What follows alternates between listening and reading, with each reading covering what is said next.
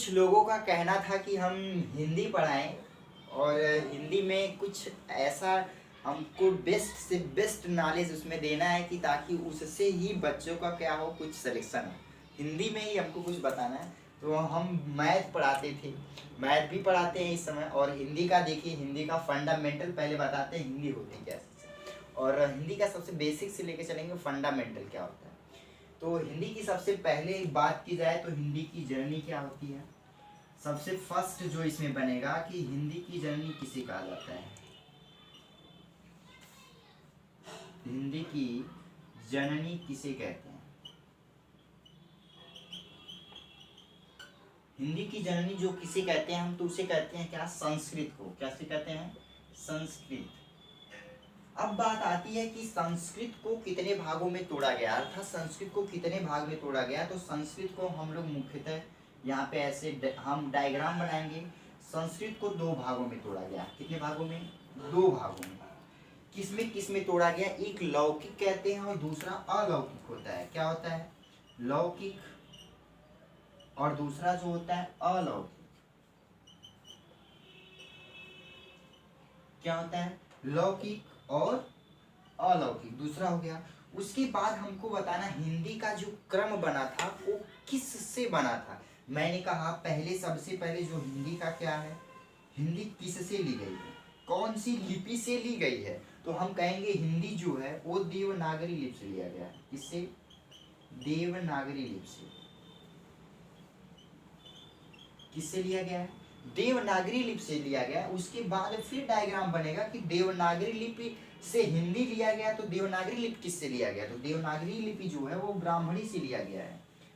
किससे लिया गया है, ब्राह्मणी से लिया गया। फिर यदि क्वेश्चन बन गया कि ब्राह्मणी किससे लिया गया, तो ब्राह्मणी को हम कहेंगे विकास जो है कि इसका विकास हुआ कहाँ से, ब्राह्मणी का विकास इसका होगा कहाँ से, खरोष्ठी लिपि से।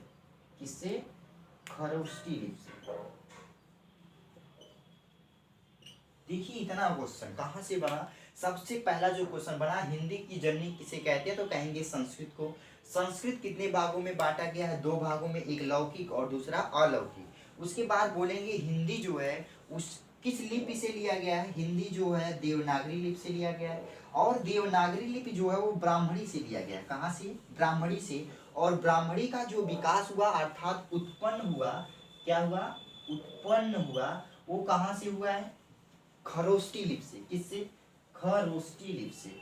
आइए इसके बाद चलते हैं हम देवनागरी लिपि में कौन सी भाषाएं बोली जाती हैं और वे कहाँ से लिया गया, देवनागरी लिपि कहाँ से ली गई है। तो आइए उसको हम नेक्स्ट ऊपर से चलते हैं। आइए देवनागरी लिपि में और कौन कौन सी भाषाएं लिखी गई हैं। जैसे हिंदी जो है वो देवनागरी लिपि में ही लिखी गई है, तो देवनागरी लिपि में और कौन कौन से लिखे गए हैं। जैसे हो गया मराठी, क्या हो गया, मराठी, इसको भी देवनागरी ही लिपि में लिखा गया है। उसके बाद आया नेपाली, कौन आया, नेपाली, नेपाली भी किस में लिखा गया, देवनागरी लिपि में लिखा गया है। उसके बाद संस्कृत जो है वो भी, संस्कृत जो है वो भी किस में लिखा गया, देवनागरी लिपि में ही लिखा गया है। किसमें लिखा है, देवनागरी लिपि में। कौन कौन सी, एक हिंदी खुद आती है, मराठी भी, नेपाली भी और संस्कृत भी किसमें लिखी गई है, देवनागरी लिपि में। आइए उसके बाद जो पंजाबी भाषा होती है, क्या होती है, पंजाबी जो होता है वो किस लिपि में लिखा गया है, तो हम कहेंगे वो लिखा गया है किसमें, गुरुमुखी में। किसमें, गुरुमुखी एक लिपि होती है। कौन सी, गुरुमुखी लिपि होती है। उसके बाद अंग्रेजी की बात किया जाए, किसकी, अंग्रेजी की। तो अंग्रेजी जो वो रोमन लिपि में लिखा गया है। किसमें, रोमन लिपि में। किसमें, रोमन लिपि में लिखा गया है। उसके बाद कौन आता है, उर्दू आता है। उर्दू, मैंने कहा उर्दू जो है वो किस में लिखा जाता है, तो हम लोग फारसी कहते हैं उसको। क्या कहते हैं, फारसी लिपि। क्या होता है, फारसी लिपि। ये इतनी लिपियां हमको क्या करना है, याद करना है। तो आइए इसके बाद हम चलते हैं जो हिंदी होती है उसका सही क्रम क्या होता है। मैंने कहा जो हिंदी है, हिंदी का क्रम क्या, हिंदी का सही क्रम क्या होता है, हिंदी का सही क्रम क्या होता है। तो हिंदी को सबसे पहले कौन लाया था, पहले पाली, क्या होता है, पाली। उसके बाद प्राकृति, उसके बाद पाली के बाद प्राकृति, अपभ्रंश, अपभ्रंश, उसके बाद अवहट। क्या हो गया? सबसे पहले हिंदी का सही क्रम किसे माना गया? पाली, फिर प्रकृति आती है, उसके बाद अपभ्रंश आता है, उसके बाद अवहट आता है, अवहट आता है। आइए हम यहाँ पे फिर से क्वेश्चन को रिपीट करते हैं। मैंने कहा जो क्या हिंदी का अब देखिए क्या अध्यक्ष किसे चुना गया था? क्या हिंदी का अध्यक्ष किसे कहा गया? मैंने कहा हिंदी का सही क्रम हमने सीख लिया, उसके बाद आया हिंदी के अध्यक्ष कौन थे। हम यहाँ पे लिखे हिंदी के अध्यक्ष कौन थे। हिंदी के अध्यक्ष कौन थे? तो हम कहेंगे वीजी खेर थे। कौन था? वीजी खेर। कौन था? वीजी खेर थे। उसके बाद हम लोग एक हिंदी दिवस मनाते हैं। कौन सा? हिंदी दिवस मनाते हैं। हिंदी दिवस हम किस दिन मनाते हैं? 14 सितंबर। किसको मनाते हैं? 14 सितंबर को हिंदी किस दिन मनाया जाता है? और विश्व हिंदी दिवस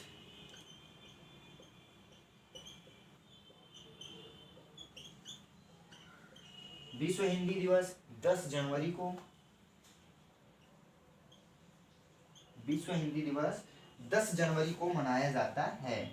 आइए इसके बाद और हम चलते हैं।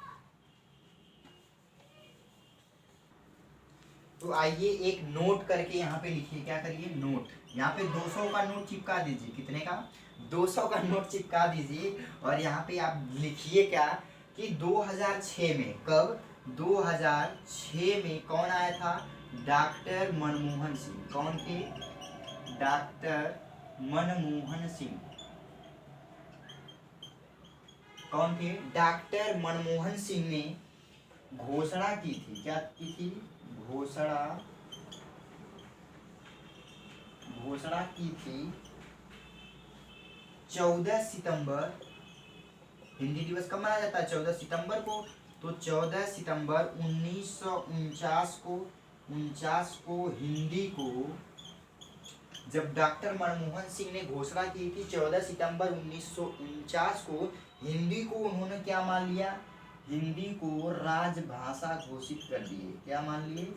राजभाषा घोषित किए। नोट में 2000 की नोट यहाँ पे चिपकाना है और लिखना क्या है कि 2006 में डॉक्टर मनमोहन सिंह ने घोषणा की थी कि 14 सितंबर 1949 को हिंदी को उन्होंने क्या मान लिया था? राजभाषा घोषित किए थे। हम आगे अभी बताएंगे, ये तो अभी हम फंडामेंटल बता रहे हैं। राजभाषा क्या होती है और राष्ट्रभाषा क्या होती है, इसको हम अभी अगले वीडियो तक बताएंगे। ये तो अभी फंडामेंटल है, तो फंडामेंटल के बारे में ही अभी जानेंगे। इसके बाद फिर आता है कि हिंदी जो बोली जाती है विश्व में, हिंदी का कौन सा स्थान है? विश्व में हिंदी का स्थान। तो विश्व में यदि हिंदी का स्थान का बात किया जाए तो कौन सा है? तीसरा है। कौन सा है? तीसरा स्थान। विश्व में हिंदी का स्थान कौन सा है? तीसरा है। उसके बाद क्वेश्चन बनता है कि यदि पहले की बात की जाए, विश्व में पहला स्थान किसका है? हिंदी बोलने में पहला स्थान की बात की जाए तो वो है चीन। कौन सा है? चीनी लोग ज्यादा बोलते हैं। चीनी अर्थात चीन। क्या होता है? चीनी या चीन। और उसके बाद विश्व में दूसरा स्थान कौन आता है? विश्व में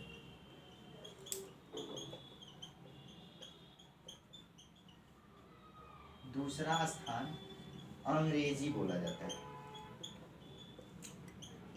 क्या होता है? अंग्रेजी। विश्व में हिंदी का कौन सा स्थान? तीसरा स्थान है। विश्व में पहला स्थान किसका है? चीनी एक क्या होती है? भाषा होती है। क्या होती है? भाषा होती है। विश्व में दूसरा स्थान किसका है? अंग्रेजी बोला जाता है। सबसे ज्यादा से ज्यादा कौन बोला भाषा जाती है? चीनी भाषा। दूसरा अंग्रेजी, तीसरा कौन सा है? हिंदी बोली जाती है। आइए, हिंदी का सर्वप्रथम प्रयोग किसने किया था? हिंदी का, यहाँ पे मैंने लिखा हिंदी का सर्वप्रथम प्रयोग कौन किया था? कौन लोग किए थे। तो हम कहेंगे सबसे पहले जो हिंदी का प्रयोग किया गया था ईरानियों के द्वारा। किसके द्वारा? ईरानियों के द्वारा।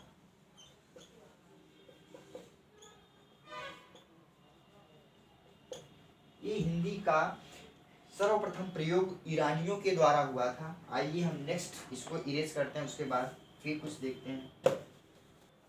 देखिए हिंदी का जो प्रस्ताव दिए थे पहले, सबसे पहले गोपाल स्वामी आयंकर दिए थे। कौन दिया था? गोपाल स्वामी आयंकर। फिर मैंने कहा एक नोट यहाँ पे चिपकाइए, आपकी 500 का चिपका दीजिए। यहाँ पे क्या करना है? 500 की नोट चिपकाइए। आइए फिर हम यहाँ पे देखते हैं जो हिंदी है वो सर्वप्रथम भारतीय संविधान में, हमारे मूल संविधान में कब लागू हुई थी? तो संविधान में भाग 17, कौन सा?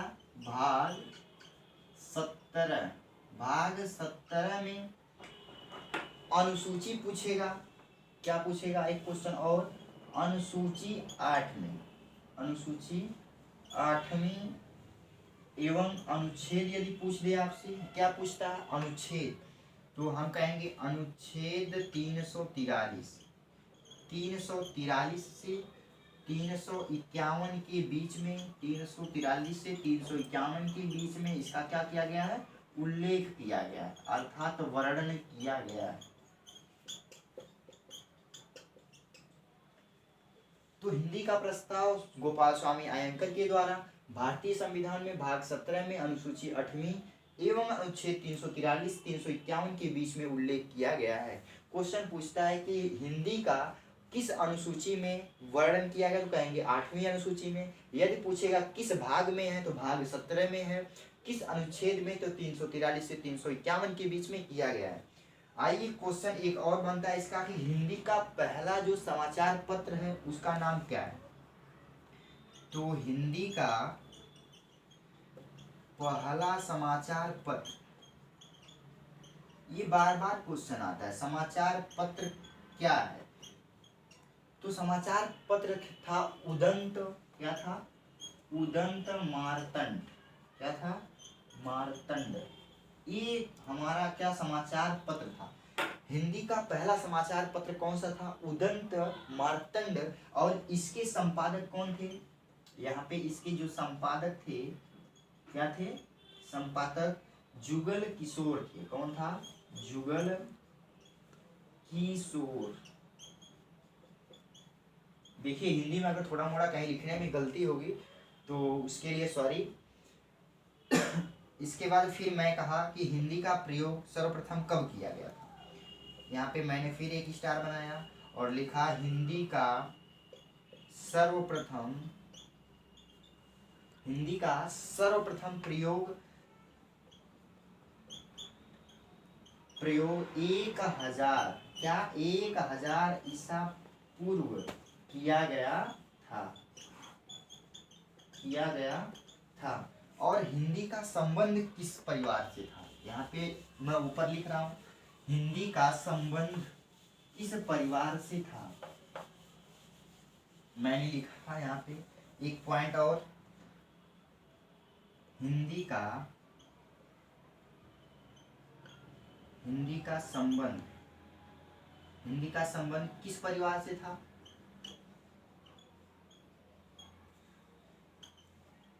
तो हिंदी का जो परिवार था वो कौन था? शौर्यसेन से। कौन सा? हिंदी का संबंध किससे था? हिंदी का संबंध शौर्यसेन। कौन सा? शौर्यसेन। शौर्यसेन था। हिंदी का संबंध किससे था? शौर्यसेन। अब क्वेश्चन फिर एक बनेगा कि हिंदी का परिवार क्या था? हिंदी का परिवार क्या था? भारोपी परिवार। क्या था? भारोपी। कौन सा परिवार? भारोपी परिवार। ये इतना फंडामेंटल था। अब हम इसके बाद बोलेंगे कि भाषा पढ़ना हमको। क्या पढ़ना है? भाषा पढ़ना। ये फंडामेंटल हिंदी का हो गया। अब हिंदी के बारे में जितना था हिंदी हमने जान लिया। इसके बाद अब हमको पढ़ना क्या है? भाषा क्या होती है, भाषा किसे कहते हैं, भाषा कितने प्रकार की होती है। भाषा में ही मैं अब आप लोग सीखेंगे कि राजभाषा क्या होती है और राष्ट्रभाषा क्या होती है। ये सब चीजें आप डायग्राम से मैं उसको सिखाऊंगा कि कैसे हिंदी की भाषा कौन सी होती है और कौन सा लैंग्वेज होता है। यहाँ पे हम देखिए क्या भाषा इसी वीडियो में खत्म कर देते हैं, ताकि उसमें हम वर्णमाला डायरेक्ट पढ़ाएंगे। देखिए भाषा किसे कहते हैं। भाषा किसी व्यक्ति के द्वारा अपने भाव और विचार किसी अन्य व्यक्ति के सामने व्यक्त या प्रकट करने के साधन को भाषा कहते हैं।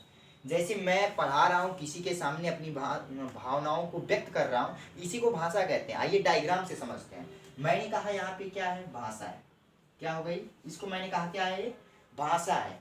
भाषा हमने किसी दो व्यक्ति के द्वारा क्या किया, मैंने यहाँ पे दो बनाया, ऐसे दो डायग्राम बनाएंगे।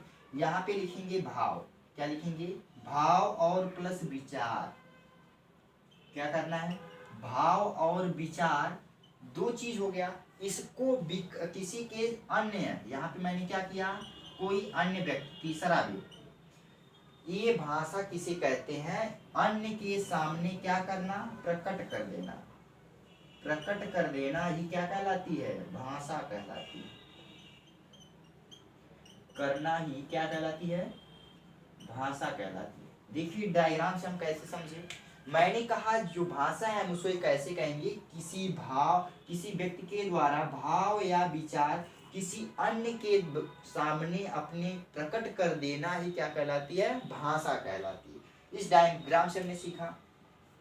आइए इसके बाद हम क्या सीखने वाले हैं कि भाषा कितने प्रकार की होती है। भाषा जो होती है वो कितने प्रकार की होती है, 3 प्रकार की होती है। भाषा कितने प्रकार की होती है, 3 प्रकार की होती है। तो सबसे पहली जो होती है वो कौन सी भाषा होती है, मौखिक भाषा। कौन सी भाषा होती है, मौखिक भाषा। और जो दूसरा होता है लिखित भाषा, तीसरा सांकेतिक भाषा। आइए हम उसको लिख के समझते हैं। जो होता है कौन सा, भाषा के कितने भेद होते हैं, भाषा के कितने भेद होते हैं, कितने भेद कहेंगे, 3 भेद होते हैं। कौन कौन से, सबसे फर्स्ट नंबर पे आता है मौखिक, मौखिक भाषा कहते हैं। जो दूसरा आता है लिखित भाषा होती है। जो तीसरा आता है वो सांकेतिक होता है।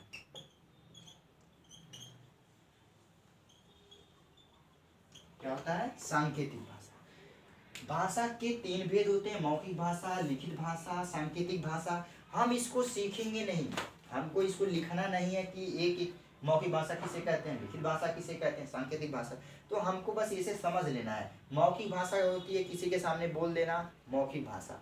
लिखित भाषा क्या होती है, किसी चीज को लिख करके किसी दूसरे व्यक्ति को समझा देना ही क्या कहलाती है, लिखित भाषा कहलाती है। सांकेतिक भाषा किसी को अपने संकेत से बता देना ही वह क्या कहलाती है, सांकेतिक भाषा। जैसे मैंने कहा कि हमको कहाँ जाना है, मैंने कहा सपोज दैट मुझे नरोली जाना है, तो आप सीधे कहेंगे, सीधे आप मत जाइए, आप इंगित भी कर रहे हैं और बता भी रहे हैं कि आप सीधे जाइएगा, वहां से ऐसे लेफ्ट हो जाइएगा। तो हम संकेत करके किसी को, व्यक्ति को बता रहे हैं, वही हमारी क्या कहलाती है, सांकेतिक भाषा कहलाती है। मौखिक भाषा क्या होती है, हम किसी को बोल के बताते हैं। जैसे मैंने कहा आप सीधे एकदम चले जाइएगा, कहीं मुड़िएगा मत, वो क्या होती है, मौखिक भाषा होती है। और लिखित भाषा, जैसे मैं बोला कि मुझे कप्तानगंज जाना है, तो आप लगे लिख के समझाने में, भाई आप कप्तानगंज यहाँ से यहाँ चले जाइएगा, मैं कप्तानगंज चला जाऊंगा, उसे क्या कहते हैं, लिखित भाषा कहते हैं। अब एक चीज आपको समझना है कि भाषा तथा बोली में डिफरेंट क्या होता है, अर्थात भाषा तथा बोली में अंतर क्या होता है। तो आइए उसको हम डायग्राम से समझाते हैं, उसके बाद डिफिनेशन लिखते हैं। डिफिनेशन लिखते हुए मैं वीडियो बनाऊंगा तो बहुत ज़्यादा बड़ी हो जाएगी, इसलिए वीडियो को रोक के डिफिनेशन बोर्ड पे लिख दूंगा, उसके बाद फिर वीडियो को चला के उसको समझा दूंगा। आइए हम डायग्राम से समझाते हैं कि भाषा और बोली में क्या डिफरेंट होता है। तो सबसे पहले मैं यहाँ पे परिभाषा लिखता हूँ, उसके बाद डायग्राम बनाऊंगा। तो देखिए भाषा तथा बोली में अंतर कैसे निकालेंगे। मैंने कहा भाषा का जो प्रयोग है व्यक्ति सदैव कहाँ पे करता है, विस्तृत जगहों पे करता है। विस्तृत जगहों का मतलब क्या होता है कि जैसे मैं कहीं ऑफिस में गया, वहाँ पे कहूँगा कि सर मेरी फाइल दे दीजिए, या फिर मैं कहीं मार्केट में हूँ तो, या मैं किसी कॉलेज में पढ़ा रहा हूँ, कहूँगा बाबू ये तुम्हारी कॉपी है, तुम अपनी कॉपी को क्या करो, ले लो। उसे हम क्या कहते हैं, भाषा कहते हैं। बोली किसे कहते हैं, बोली कहते हैं जो हम अपने सीमित जगहों पे करते हैं। जैसे हम लोग क्या है, घर पर हैं, घर में कुछ भी बोल सकते हैं, अरे अब तो लेके आओ, ये सब क्या होता है, ये बोली है। एक अड़दार पड़दार में झगड़ा होता है, वो एक दूसरे को क्या करते हैं, सब बोली कहते हैं। वही क्या होती है, बोली होता है। जैसे हम लोग मार्केट में गए तो हम लोग की भाषा और बोली में क्या होगा, डिफरेंट हो जाएगा। हम घर पर थे बोलते थे भोजपुरी में, जैसे कि हे औरतें सामान लेके आओ, फिर गांव से मैंने मार्केट में जब जाते हैं वहां पे क्या कहते हैं, भाई साहब 1 किलो सब्जी दे दीजिए, वहां पे परिवर्तन हुआ। उसी को हम कहते हैं भाषा तथा बोली में अंतर। तो आइए हम इसको डायग्राम से समझते हैं। हमने यहाँ पे लिखा क्या, भाषा, क्या लिखा, भाषा लिखा, और यहाँ पे हमने क्या लिखा, बोली। भाषा तथा बोली में क्या लिखना है हमको, डिफरेंट अर्थात अंतर। तो हम यहाँ पे इसके बीच में मैंने लिखा अंतर, क्या बताना है, अंतर, ऐसे अंतर बना दिया मैंने। अब भाषा के नीचे मैंने लिखा कि सदैव, क्या करना है, सदैव मतलब हमेशा हमको विस्तृत जगहों पे इसका उपयोग होता है। सदैव हम लोग इसका उपयोग कहाँ पे करते हैं, विस्तृत जगहों पे किसका उपयोग करते हैं, भाषा का उपयोग करते हैं। उसके बाद फिर इसका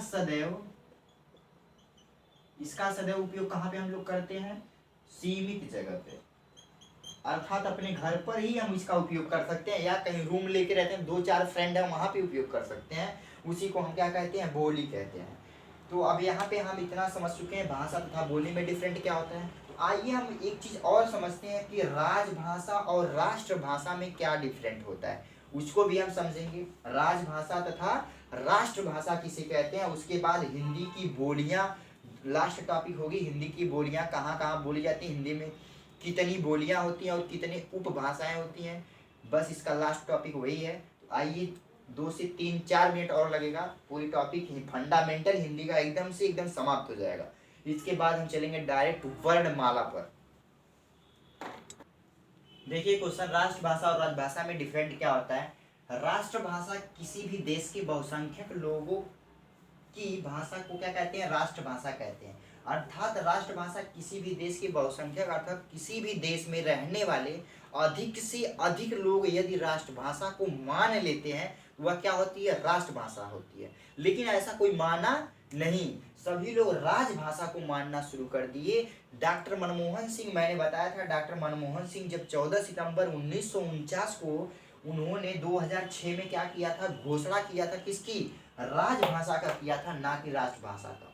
राष्ट्रभाषा जो होती है बहुसंख्यक में बोली जाती है, लेकिन जो राजभाषा होती है हमारी हर एक कंट्री में बोला जाता है। मैंने इसके पहले एक पॉइंट लिखवाया था, 2006 में डॉक्टर मनमोहन सिंह के द्वारा 14 सितंबर 1949 ईस्वी को उसे राजभाषा क्या किया गया था, घोषित किया गया था। राजभाषा का शाब्दिक अर्थ होता है सरकारी कामकाज में, अर्थात हम लोग जहाँ पे हाई कोर्ट, सुप्रीम कोर्ट, वहाँ पे सबका उपयोग किया जाता है। और भारतीय संविधान के भाग 17 में, अनुसूची 8 में, अनुच्छेद 343 में इसका क्या किया गया, उल्लेख किया गया। इसको मैंने 2 बार लिखवाया।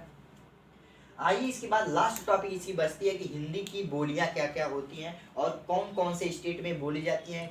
हिंदी की बोलियों की संख्या क्या है, उपबोली क्या होती है। बस लास्ट टाइप बचा है, 3 मिनट और लगेगा। देखिए मैं यहाँ पे एक चीज लिखा हूँ, बोली की संख्या कितनी होती है, 18, और उपबोली की संख्या कितनी होती है, 5। जो उपबोली है मैंने यहाँ पे लिखा, सबसे पहले कौन आता है, पूर्वी हिंदी आती है, उसके बाद पश्चिमी आती है, उसके बाद बिहारी बोला जाता है, उसके बाद राजस्थानी बोला जाता है, उसके बाद पहाड़ी। ये उपबोलियों की संख्या है, क्या है, उपबोली। ये क्या लिखा है, उपबोली। और जो इधर का लिखा गया ये सब क्या है, बोली है। कौन सी बोली, बोली बोली जाती है।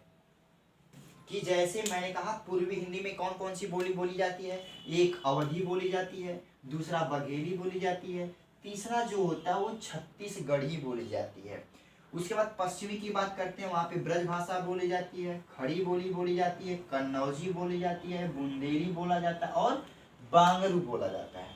उसके बाद बिहारी जो होते हैं वो क्या क्या बोलते हैं, भोजपुरी बोलते हैं, मैथिली बोलते हैं, मगही या मगधी बोलते हैं।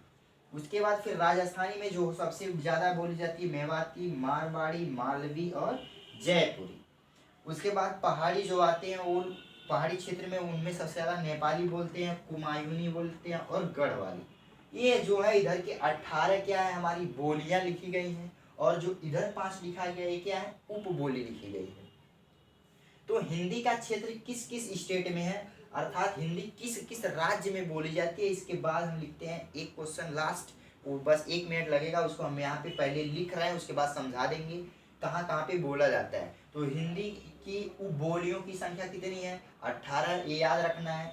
कितने होते हैं? 18 होते हैं। उपबोली की संख्या कितनी होती है? 5। अब क्वेश्चन कैसे आता है? क्वेश्चन बोल देगा कि मैथिली बोली कहाँ पे बोली जाती है, तो आप कहेंगे बिहारी। कहाँ पे? किस उपबोली में? बिहारी में। अब आपसे स्टेट की बात करते हैं, हम हिंदी कहाँ कहाँ पे बोली जाती है, आइए उसको हम लिखते हैं।